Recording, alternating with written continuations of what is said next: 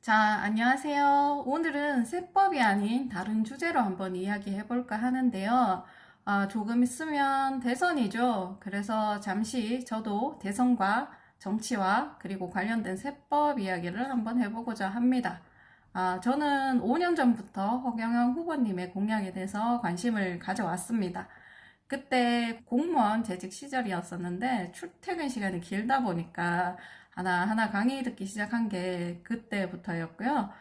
다른 후보님들의 공약은 지금 현재 TV에서 많이 볼 수가 있어서 오늘은 허 후보님의 공약이 어떤 것들이 있는지 한번 소개해 볼까 합니다. 허 후보님의 공약을 보기 전에 현 시점에서 제가 세법이 이렇게 바뀌었으면 좋겠다라는 것에 대한 생각을 이야기해 볼게요.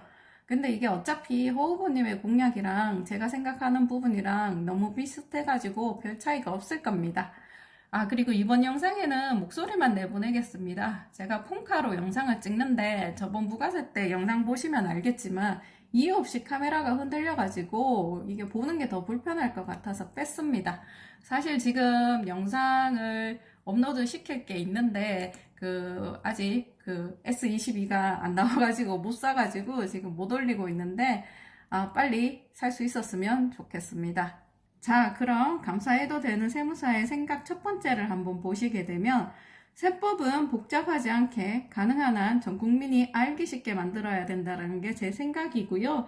저번에 간이지급조서의 개정에 대해서 제가 한번 말씀드릴 때 이 같은 내용을 한번 말씀드렸었는데 간이지급조서라든지 지급조서, 인건비에 관한 명세서 신고 같은 경우에는 지난 4년간 한 번도 동일한 적이 없었어요. 납세 의무가 국민의 4대 의무라면 지키기 쉽게 만들어야 된다라고 생각하고 그 어느 법보다도 그 법적 안정성이 되게 중요하다라고 생각을 하고 있는데 세법이 이번에 지급조서도 그렇지만 양도세도 엄청 많이 바뀌었고 간이가세 신고도 이번에 한번 바뀌었죠. 그리고 이렇게 세법이 복잡해지고 규제가 생기고 한다 그래서 탈세가 없어지고 공정하게 세금을 거두고 공평하게 세금을 거둘 수 있느냐, 또 그것도 아니라고 생각하거든요. 자, 법이 복잡해지고 규제가 많아질수록 탈세를 억제하는 것도 그렇다고 세부담이 줄어드는 것도 아닙니다. 제가 이거 커뮤니티에 길게 3부로 해서 글을 남겨놨는데 여기에 대해서 뭐 좀 제가 예시를 들어서 설명을 해놨는데 좀 더 알고 싶다 그러면 거기 글 한번 읽어보시기 바랍니다. 저는 그리고 자본주의 사회에서는 세금 많이 내는 사람을 존경해야 된다라는 생각에 동의를 하고 있습니다. 하지만 지금은 사람들이 세금 많이 내면 바보로 알고 있죠. 그 이유는 제가 한번 생각을 해봤을 때는 세금이 공정하고 공평하게 세금이 걷어질 때도 공정하고 공평하게 걷어지고 쓰여질 때도 공정하고 공평하게 쓰여진다면 이런 말이 안 나왔을 거라고 생각을 합니다. 다 누구는 뭐 똑같은 매출인데 얼마 내고 누구는 하나도 안 내고 이런 일이 있으니까는 불공정하다, 불공평하다 이런 생각 때문에 이런 말이 나오는 것 같은데 결국 제도의 문제라고 생각합니다. 저는. 그리고 규제가 복잡해지면 결국은 그 법을 잘 아는 사람은 편법을 이용해서 빠져나가게 됩니다.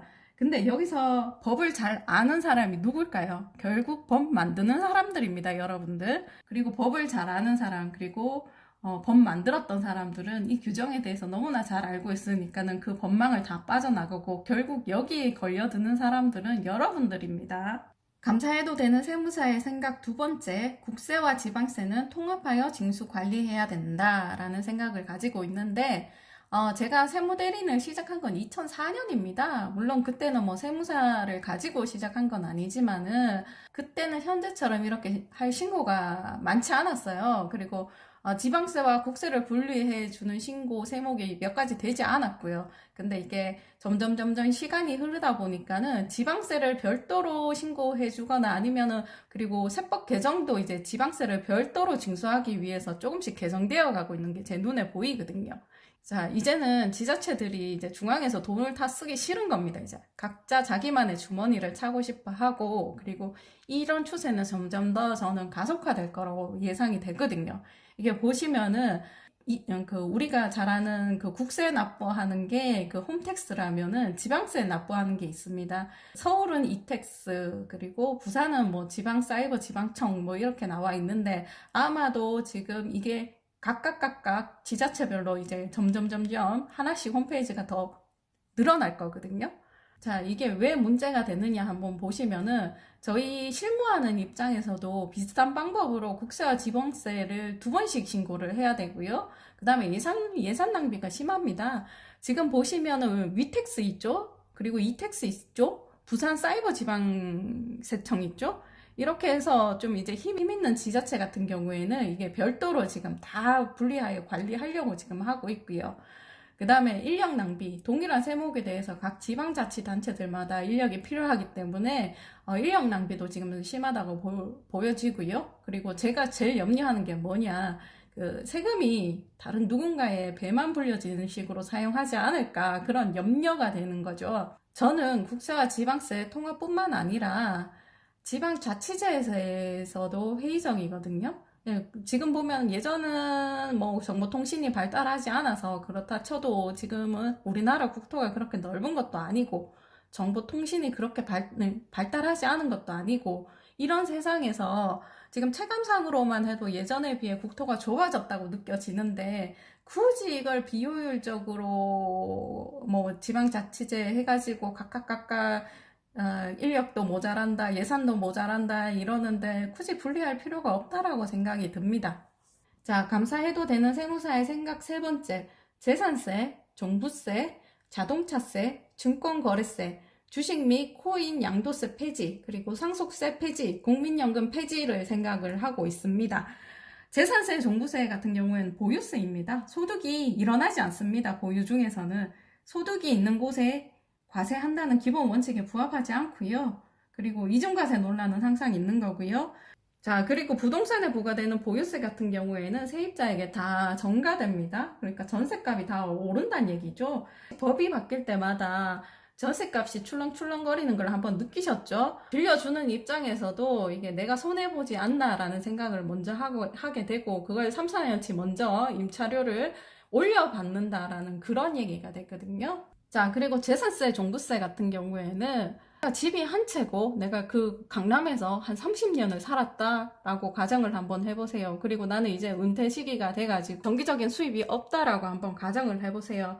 재산세하고 종부세가 부과가 되게 되면은 그 세금 내려고 집을 팔아야 되는 상황이 일어날 수 있습니다, 여러분들.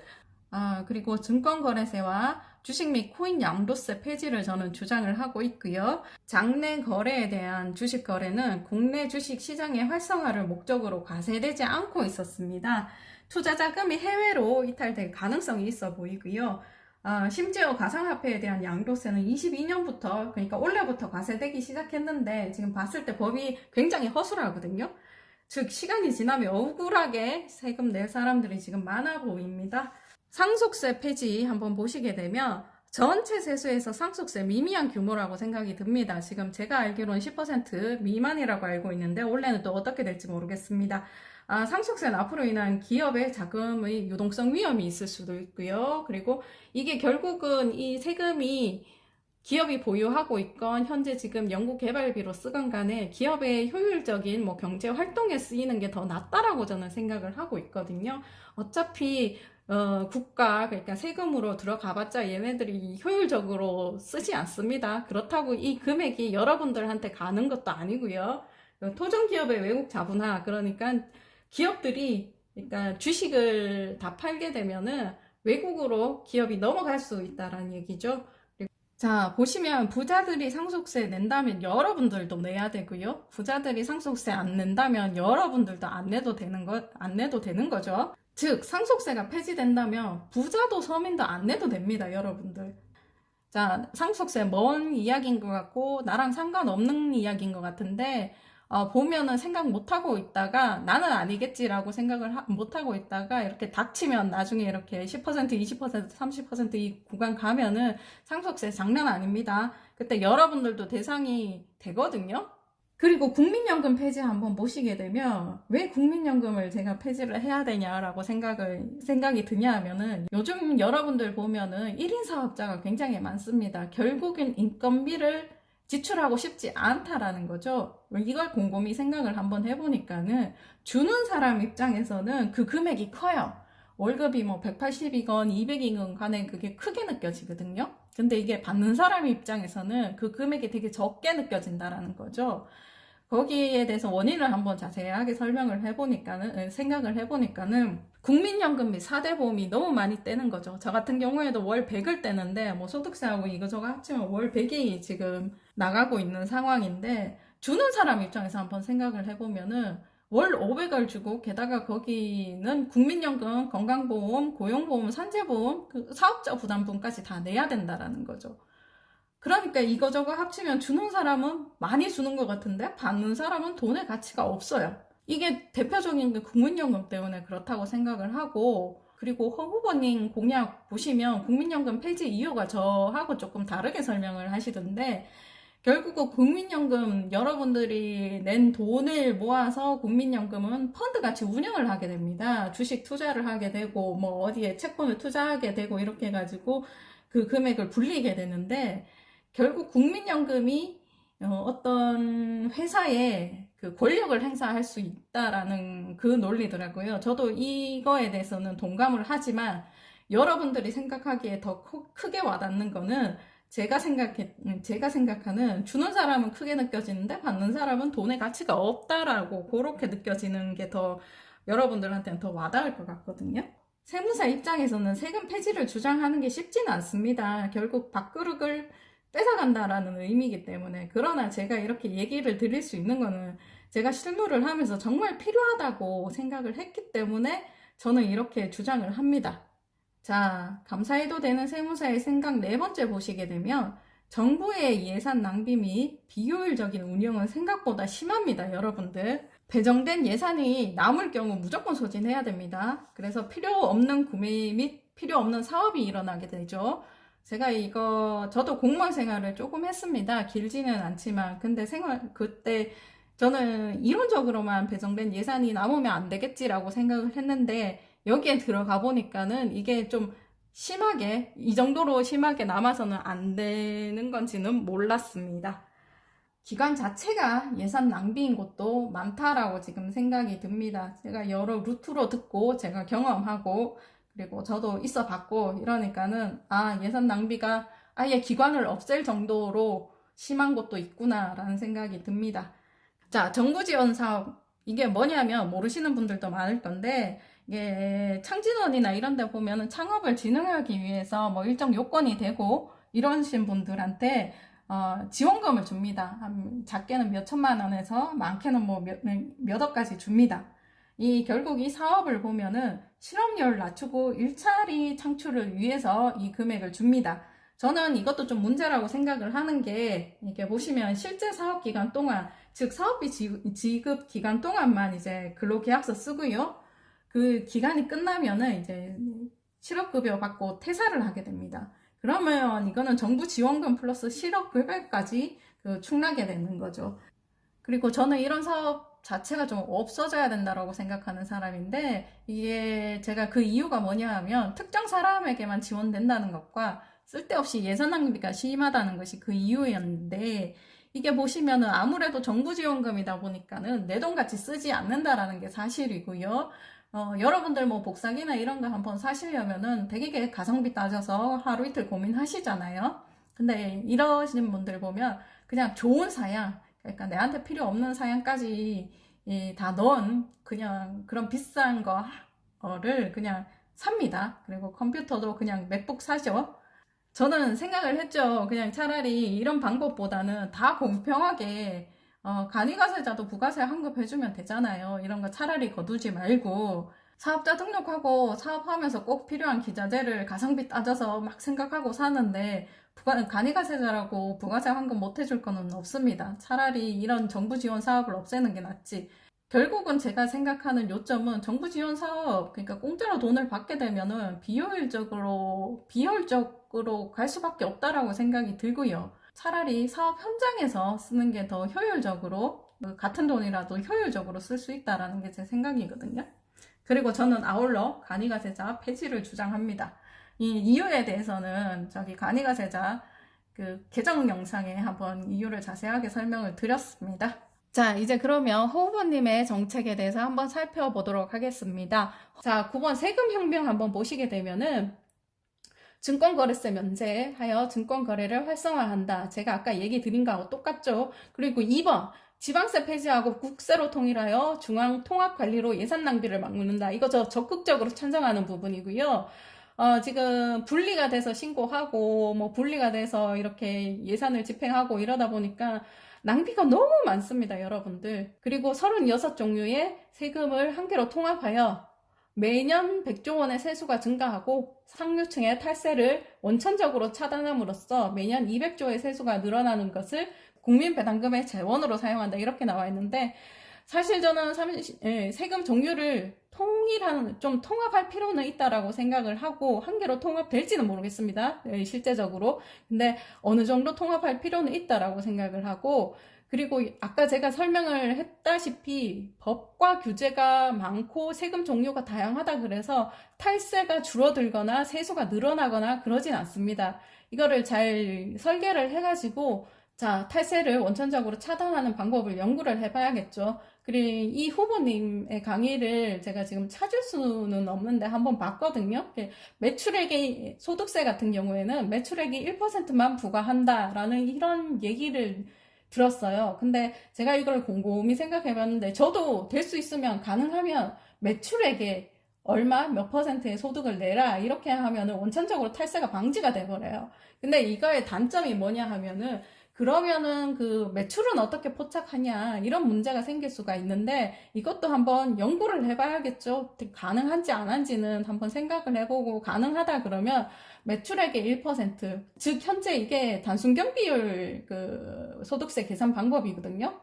제가 글에서도 설명드렸듯이 제일 탈세가 없는 방법은 단순경 비율입니다. 그거를 하자라는 내용이 그 강의에 담겨 있었는데 제가 그걸 찾지를 못하겠습니다, 지금.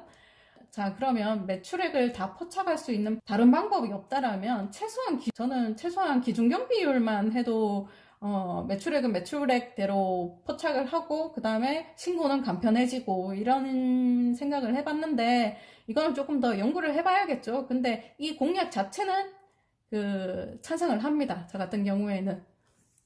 자, 3번 보시면 자동차에 대한 세금은 전부 다 기름 넣을 때 징수를 한다 이 말이죠. 저 이것도 좀 동의를 하는 부분이고요. 탄 만큼 세금 내면 됩니다. 안 타면 세금 안 내도 되는 거고.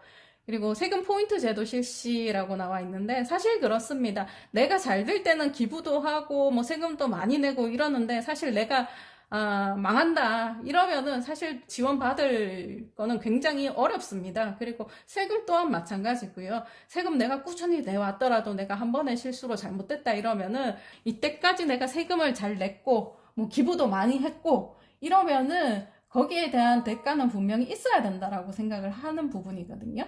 자, 5번 상속세를 폐지하여 해외 자본의 토종 기업의 흡수를 방지한다. 이거를 보시면은 상속세를 내려면은 그 현금으로 대부분 못 냅니다.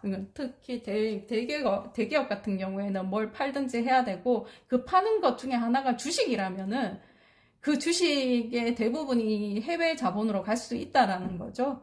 자, 경영권이라든가 이런 게 문제가 생길 수가 있는 거죠.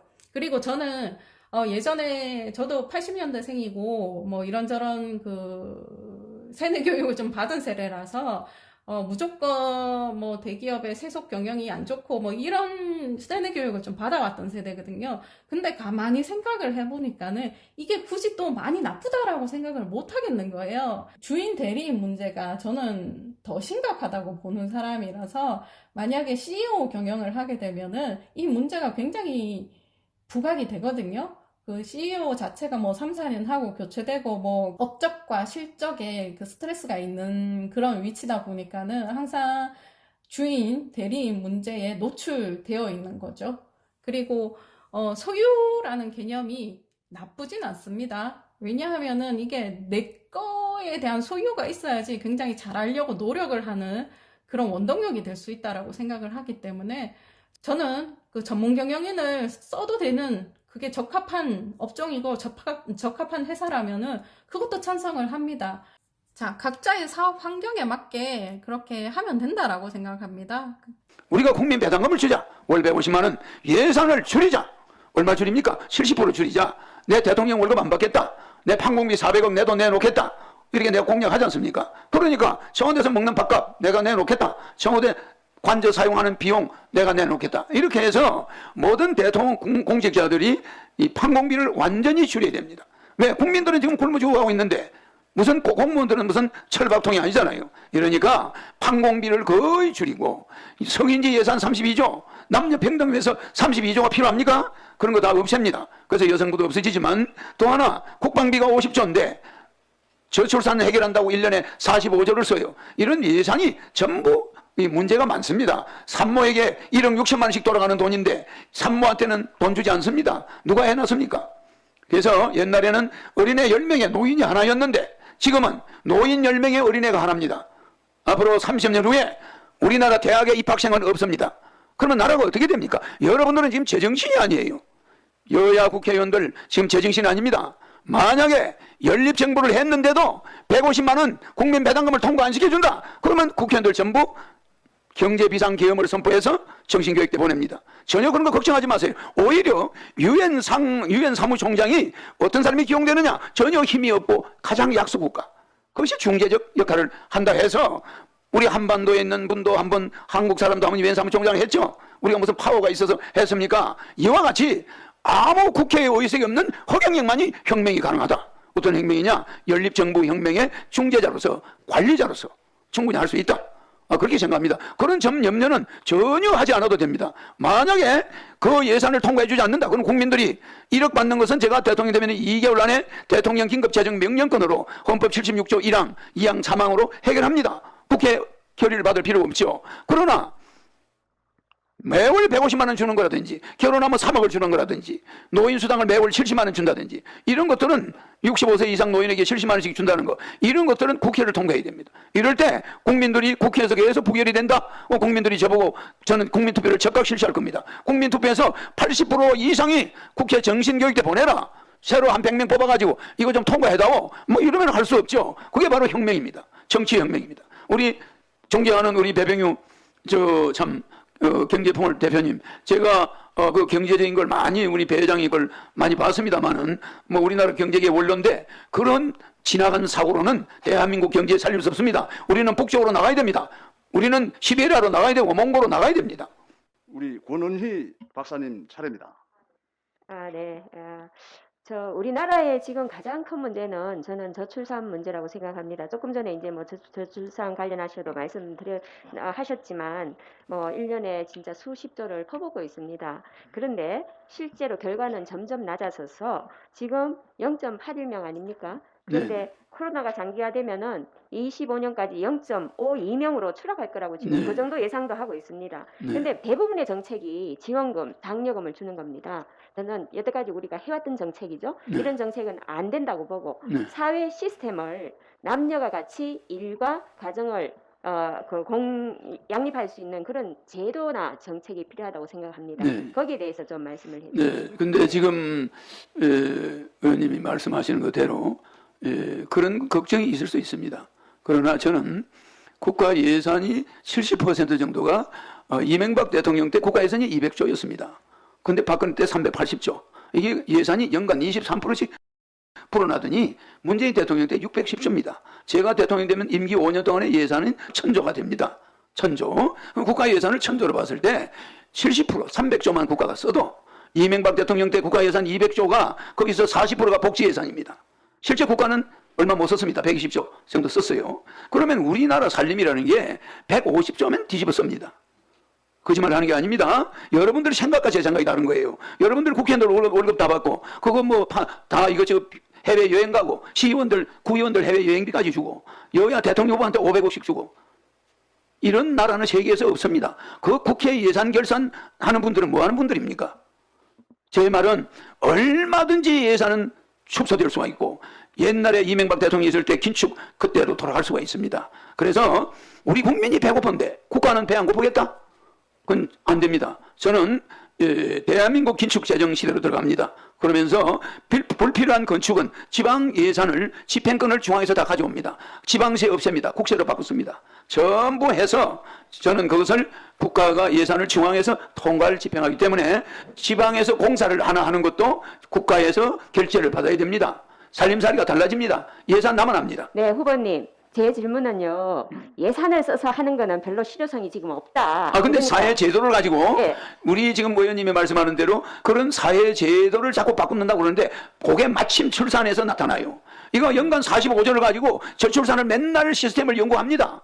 그런데 인구는 점점 0.8, 0.7로 내려갑니다. 이 무슨 말씀이냐면은 연구하지 마세요. 절대 연구하지 마시고 산모한테 그냥 주세요. 1억 6천씩. 이게 우리 45조에서 이만큼 지원해 줄 테니 애 낳으세요. 결혼하는데 3억 주고 이렇게 하면은 국민들은 애를 낳습니다. 결혼합니다. 이건 적어도 이게 우리나라 이 지성인들이 보통 중병이 있는 게 아니에요. 고생을 좀 덜 해봐서 그래요. 정말 여러분들 피눈물 나는 생활비에 찌들리고 700만 명이 지금 파산 직전에 가 있고 많은 소상공인들이 영업시간 제한을 받고 어림에 처해 있습니다. 그리고 전부 마이너스 통장이에요. 대부분 2천만 명의 근로자가 월급을 받으면 그 달부로 적자입니다. 그냥 하루 만에 다 나가는데 아버지 어머니 핸드폰, 장인 장모 핸드폰 요금, 뭐 아들 딸 핸드폰 요금, 부인 핸드폰 요금, 핸드폰 요금만도 돈이 적게 나가는 게 아닙니다. 뭐 여러 가지를 계산하다 보면은 월급 봉투가 그저 남아나질 않아요. 몇백만 원이. 이런 시점을 과연 국회의원들이 알고 있는지 모르겠어요. 제발 지원은 하고 싶어 하는 게 아닙니다. 국가 예산 줄여서 국가가 쓰나 국민이 쓰나 인플레 안 생깁니다. 절대 다르지 않습니다. 지금 만약에 우리나라 내가 왜 의원님들을 자꾸 이 정신교육들 이야기하냐면은 아직까지도 자기 자신들이 무슨 재벌 아들로 생각하고 있어요. 여러분은 재벌 아들이 아닙니다. 국가의 녹을 먹는 자들이 그 혈세 나 세비 반납하겠어. 나 재산이 이 정도 되니까 나 세비 안 받겠어. 나는 그런 사람 아직 한번 본 적이 없습니다. 정말 내가 의원이면은 나 재산이 뭐 한 100억 되니까 난 세비 안 받아도 돼. 나는 국민을 위해서 이 세비를 반납하겠어. 난 특혜도 반납하겠어. 이런 의원을 내가 본 적이 없습니다. 대한민국 앞으로 이대로 두면은 국회의원 때문에 망할 날이 옵니다.